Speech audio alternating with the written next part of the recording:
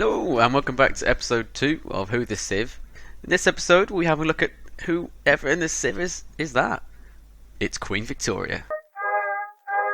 In Civilization 6, England is led by arguably its most famous queen, Queen Victoria, after whom a whole era of British history is named.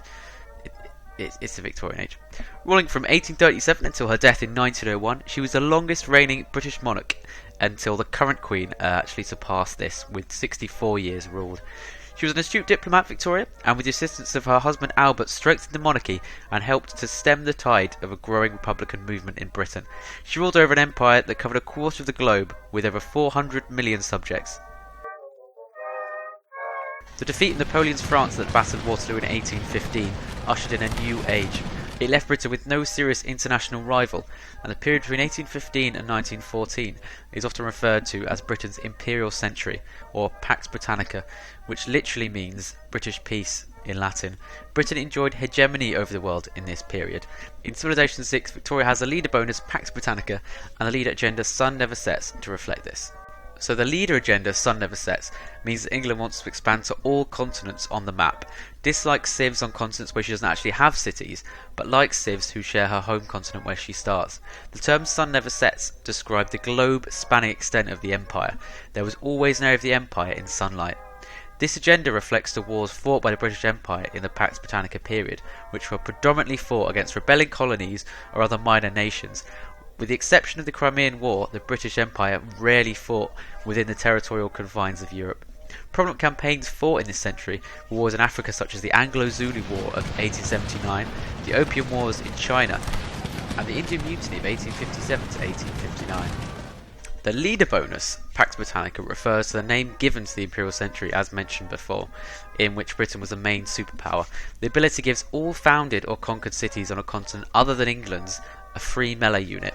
This refers to the British Empire's impressive ability to militarily control all of its colonies, and its policy of divide and conquer, in which it would pit local peoples against each other and even enlist them in its own regiments to use them to quell any rebellions or uprisings.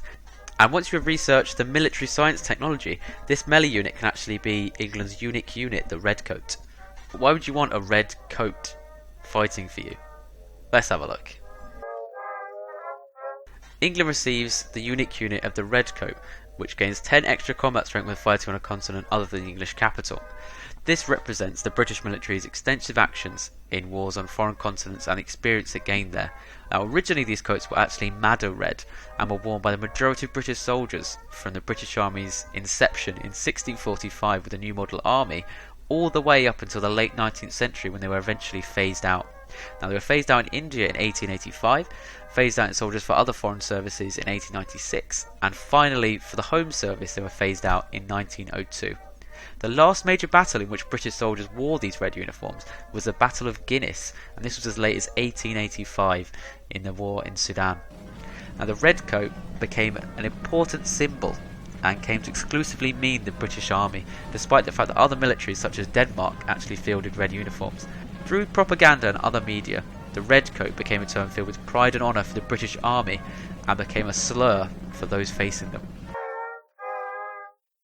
England also receives the unique district Royal Navy Dockyard, which is an upgraded version of the Harbour District. The British Empire controlled key marine trade routes around the world and controlled complete access to some markets such as China, Siam and Argentina. In order to service the large navy needed to control the oceans, the British Navy built Royal Navy dockyards in the UK as well as across the world, with the first major one being built in Portsmouth in 1496. They served as an important tool in projecting Britain's naval power across the world. Helping to consolidate England's naval power in Civilization 6 is the Sea Dog unique unit, which replaces the privateer and is able to actually capture enemy ships. This is in reference to the privateers used by Elizabeth I's Navy from 1560 onwards to harass Spanish shipping through looting and raiding, and also to reduce the large disparity in power between the Spanish and English navies. They were essentially state-sanctioned pirates and received rewards for ships captured and looted. They also played a key role in the failure of the Spanish Armada picking off the slower Spanish ships, which were eventually destroyed and forced to retreat due to a huge storm that came in around the same time. The practice ended with a formal peace treaty with Spain in 1604, the most famous of these privateers being Sir Francis Drake, Sir John Hawkins and Sir Walter Raleigh.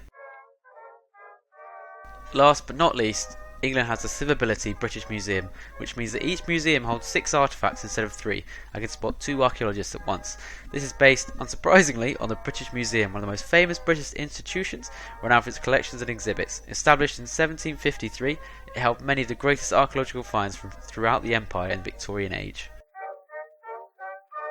All these attributes mean that England's strength clearly lies in its navy and its ability to found and take cities on other continents.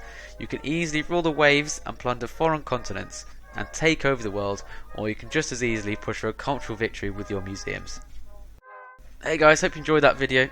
If you want to see any more of this series, leave a comment below and tell me which civilization I could do. Obviously, if you liked it, give it a like. If you're new here and you like what you see, give it a subscribe. I'll see you guys next time. Cheers, bye.